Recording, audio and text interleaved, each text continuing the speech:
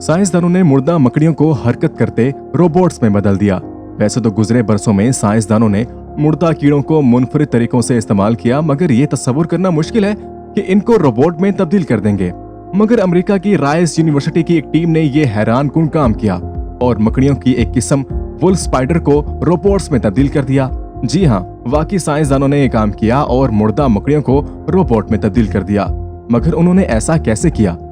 तो अगर आपको इल्म नहीं तो जान लें कि इंसानों के मुकाबले में मकड़ियों में टांगों को हरकत देने के लिए मसल्स की जरूरत नहीं होती। इसके बजाय वो चलने के लिए ब्लड प्रेशर और फ्लेक्सिस मसल्स पर इन्हिसार करती हैं, जबकि इनके सर में एक चैम्बर होता है जो बाहर की जानिब खून भेजता है और ये हाइड्रोलिक प्रेशर किसी मकड़ी को टांग आगे बढ़ाने में मदद फराहम करता है।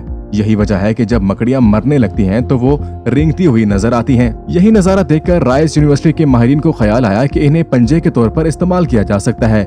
ये टीम 2019 में इस मंसूबे पर काम कर रही थी और इसमें शामिल असिस्टेंट प्रोफेसर डैनियल पैटरसन के मुताबिक ये ऐसा अमल था जो इससे पहले कभी नहीं किया गया था और इसमें बहुत ज्यादा मौके मौजूद हैं। तहकीकी टीम ने जब ये समझ लिया कि मकड़ियां किस तरह अपनी टांगों को हरकत देती हैं तो इन्हें रोबोट में बदलना आसान हो गया, जो अपने जिस्मानी वजन से भी ज्यादा वजन ऊपर की जानिब उठाने के काबिल थे। महक़क़ीन ने बताया कि इन रोबोट्स को माइक्रो इलेक्ट्रॉनिक को जोड़ने या कीड़े पकड़ने जैसे मकासद के लिए इस्तेमाल किया जा सकता है। अलबत्ता ये कहना मुश्किल है कि अगर इस तरह के रोबोट बड़े पैमाने पर तैयार होंगे, क्योंकि बेशतर अफरादों को मकड़ियां देखना ही पसंद नहीं है।